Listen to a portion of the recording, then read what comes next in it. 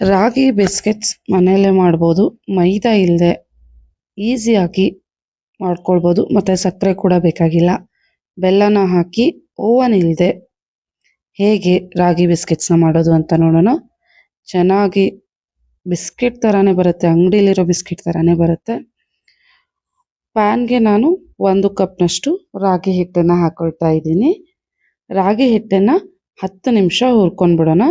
ತುಪ್ಪ ಏನು ಹಾಕಕ್ಕೆ ಹೋಗಬೇಡಿ, ಹಾಗೆ ಡ್ರೈ ರಾಗಿನ ಹುರ್ಕೊಂಡ್ಬಿಡಿ 10 ನಿಮಿಷ ಚೆನ್ನಾಗಿ.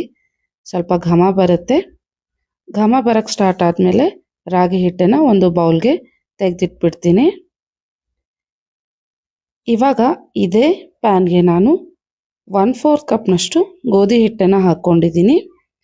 ಇದನ್ನು ಕೂಡ ಅದೇ ರೀತಿ ಡ್ರೈ ಆಗಿ ಹುರ್ಕೊಂಡ್ಬಿಡ್ಬೇಕು. ಘಮ ಬರೋವರೆಗೂ ಚೆನ್ನಾಗಿ ಹುರ್ಕೊಂಡ್ಬಿಡಿ.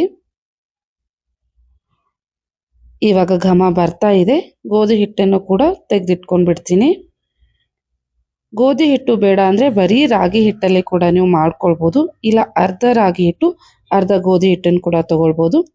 ಒಂದು ಸಾಂಗಿಗೆ ಹುರಿದಿರೋ ರಾಗಿ ಹಿಟ್ಟು ಮತ್ತು ಹುರಿದಿರೋ ಗೋಧಿ ಹಿಟ್ಟನ್ನು ಹಾಕ್ಕೊಂಡು ಇದಕ್ಕೆ 1 ಟೇಬಲ್ ಸ್ಪೂನಷ್ಟು ಕೋಕೋ ಪೌಡರ್ನ ಹಾಕ್ಕೊಳ್ತಾ ಇದ್ದೀನಿ. ಹಾಗೆ ಒಂದು ಚಿಟಿಕೆ ಉಪ್ಪು ಮತ್ತು ಅರ್ಧ ಕಪ್ನಷ್ಟು ನಾನು ಬೆಲ್ಲನ ತಗೊಂಡಿದ್ದೀನಿ. ಬೆಲ್ಲ ಸ್ವಲ್ಪ ಕಡಿಮೆ ಬೇಕಿದ್ರೆ ನೀವು ಕಡಿಮೆ ಬೆಲ್ಲನ ಹಾಕ್ಕೊಳ್ಬೋದು. ಇವಾಗ ಇದನ್ನು ಸಾನ್ಸ್ಕೊಂಡ್ಬಿಡ್ತೀನಿ. ಹಾಗೆ ಇದಕ್ಕೆ 1 ಟೀ ಸ್ಪೂನಷ್ಟು ಬೇಕಿಂಗ್ ಪೌಡರ್ನ ಹಾಕ್ಕೊಂಡಿದ್ದೀನಿ.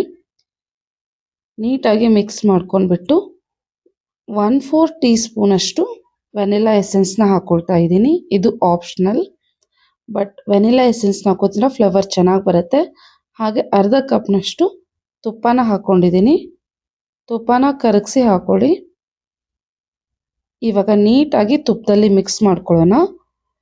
ತುಪ್ಪ ಸ್ವಲ್ಪ ಕಡಿಮೆ ಅನಿಸ್ತಾ ಇದೆ, ಗಟ್ಟಿ ಆಗ್ತಾ ಇದೆ ಬ್ಯಾಟರ್ ಅಂದರೆ ಒಂಚೂರು ಹಾಲನ್ನು ಕೂಡ ಹಾಕ್ಕೊಳ್ಬೋದು. ಬಟ್ ಈ ಮೆಜರ್ಮೆಂಟ್ ಪ್ರಕಾರ ತುಪ್ಪ ಕರೆಕ್ಟ್ ಆಗುತ್ತೆ. ನೋಡಿ, ಈ ರೀತಿ ಸಾಫ್ಟಾಗಿ ನಮಗೆ ಬಿಸ್ಕಿಟ್ ಬ್ಯಾಟರ್ ರೆಡಿ ಆಗಿದೆ. ಇದನ್ನು ನಾನು ಫ್ರಿಜ್ಜಲ್ಲಿ 20 ನಿಮಿಷ ಮುಚ್ಚಿ ಇಡ್ತೀನಿ. ಫ್ರಿಜ್ಜಲ್ಲಿ ಇಡೋದ್ರಿಂದ ನಾವು ಇದನ್ನು ಶೇಪ್ ಕೊಡುವಾಗ ಪರ್ಫೆಕ್ಟಾಗಿ ಶೇಪ್ ಬರುತ್ತೆ ಮತ್ತು ಬೇಕ್ ಮಾಡೋಕ್ಕಿಟ್ಟಾಗ ಮೆಲ್ಟ್ ಆಗಿ ಶೇಪ್ ಚೇಂಜ್ ಆಗಲ್ಲ.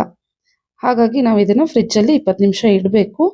ಇವಾಗ ಇಟ್ಟಿರೋದನ್ನು ತೆಗೆದುಬಿಟ್ಟು ಈ ರೀತಿ ರೌಂಡ್ ಶೇಪ್ ಮಾಡ್ಕೊಂಡ್ಬಿಟ್ಟು ಸ್ವಲ್ಪ ಫ್ಲ್ಯಾಟ್ ಮಾಡಿ ಈ ರೀತಿ ಒಂದು ಪ್ಲೇಟ್ಗೆ ನಾನು ಆಲ್ರೆಡಿ ತುಪ್ಪನ ಸವರಿಟ್ಕೊಂಡಿದ್ದೀನಿ. ನಿಮ್ಗೆ ಯಾವ ಸೈಜ್ ಬೇಕೋ ಆ ಸೈಜ್ ಬಿಸ್ಕೆಟ್ಸ್ನ ಮಾಡ್ಕೊಳ್ಬೋದು. ಇವಾಗ ನೋಡಿ, ಈ ಥರ ರೌಂಡ್ ಶೇಪ್ ಆಗಿದೆ. ಇದನ್ನು ತುಪ್ಪ ಸವರಿರೋ ಪ್ಲೇಟ್ ಮೇಲೆ ಇಟ್ಕೊಂಡ್ಬಿಡ್ತೀನಿ. ಮತ್ತೆ ಇದಕ್ಕೆ ಲೈನ್ಸ್ನ ಮಾಡ್ಕೊಂಡ್ಬಿಡೋಣ. ಬಿಸ್ಕೆಟ್ ಮೇಲೆ ಇರುತ್ತಲ್ಲ ಯೂಶ್ವಲಿ ಆ ರೀತಿ. ಬೇಡ ಅಂದರೆ ಎಕ್ಸ್ಕ್ಲೂಡ್ ಮಾಡ್ಬೋದು, ಬಟ್ ಚೆನ್ನಾಗಿ ಅನಿಸುತ್ತೆ ನೋಡೋಕ್ಕೆ, ಅಂಗಡಿ ಥರನೇ ಅನಿಸುತ್ತೆ. ಇದೇ ರೀತಿ ಎಲ್ಲ ಬಿಸ್ಕೆಟ್ಸ್ನು ನಾನು ರೆಡಿ ಮಾಡಿ ಇಟ್ಕೊಂಡಿದ್ದೀನಿ. ಇವಾಗ ನಾನು ಇಡ್ಲಿ ಪಾತ್ರೆನ ಪ್ರೀ ಹೀಟ್ ಮಾಡಿ ಇಟ್ಕೊಂಡಿದ್ದೆ 10 ನಿಮಿಷ. ಒಂದು ಸ್ಟ್ಯಾಂಡ್ ಇಟ್ಟಿದ್ದೀನಿ ಒಳಗಡೆ. ಅದ್ರ ಮೇಲೆ ಈ ಬಿಸ್ಕೆಟ್ಸ್ ಬ್ಯಾಟರ್ನ ಇಟ್ಕೊಂಡ್ಬಿಟ್ಟು ಲಿಡ್ನ ಕ್ಲೋಸ್ ಮಾಡಿ 30 ನಿಮಿಷ ನಾವು ಇದನ್ನು ಬೇಯಿಸ್ಕೊಂಡ್ರೆ ಸಾಕು. ಕ್ರಂಚಿ ಆಗಿರೋವಂಥ ಬಿಸ್ಕೆಟ್ ರೆಡಿ ಆಗುತ್ತೆ. 30 ನಿಮಿಷ ಆಗಿದೆ. ಇವಾಗ ಇದನ್ನು ಒಂದು 10 ನಿಮಿಷ ತಣ್ಣಗಾಗಕ್ಕೆ ಬಿಡೋಣ. ಹಾಗೆ ವಿಡಿಯೋನ ನೋಡ್ತಾ ಲೈಕ್, ಶೇರ್ ಆ್ಯಂಡ್ ಸಬ್ಸ್ಕ್ರೈಬ್ ಮಾಡೋದನ್ನು ಮರಿಬೇಡಿ. 10 ನಿಮಿಷ ಆದಮೇಲೆ ಬಿಸ್ಕೆಟ್ಸ್ನ ತೆಗೆದುಬಿಡೋಣ. ನೋಡಿ ಎಷ್ಟು ಚೆನ್ನಾಗಿ ಬಂದಿದೆ, ಕ್ರಂಚಿ ಆಗಿದೆ. ಮನೆಯಲ್ಲೇ ಮಾಡ್ಕೊಳ್ಬೋದು, ಮೈದಾ ಇಲ್ಲ, ಶುಗರ್ ಇಲ್ಲ, ಬೆಲ್ಲದಿಂದ. ಹಾಗೆ ಇದನ್ನು ರೆಡಿ ಮಾಡಿ ಇಟ್ಕೊಂಡು ಏರ್ಟೈಟ್ ಡಬ್ಬದಲ್ಲಿ ಹಾಕಿಟ್ಕೊಂಡ್ರೆ 15 ದಿನದವರೆಗೂ ತಿನ್ಬೋದು. ಟ್ರೈ ಮಾಡಿ ನೋಡಿ, ಖಂಡಿತ ಇಷ್ಟ ಆಗುತ್ತೆ. ಮಕ್ಕಳಿಗೆ ಕೂಡ ತುಂಬ ಇಷ್ಟ ಆಗುತ್ತೆ. ಶಾರ್ಟ್ ಟೈಮ್ ಬ್ರೇಕಲ್ಲಿ ಈ ರೀತಿ ಬಿಸ್ಕೆಟ್ಸ್ನ ನೀವು ಮಾಡಿಕೊಟ್ರೆ ಹೆಲ್ದಿಯಾಗೂ ಇರುತ್ತೆ, ಈಸಿಯಾಗಿ ಕೂಡ ಇರುತ್ತೆ. Thank you.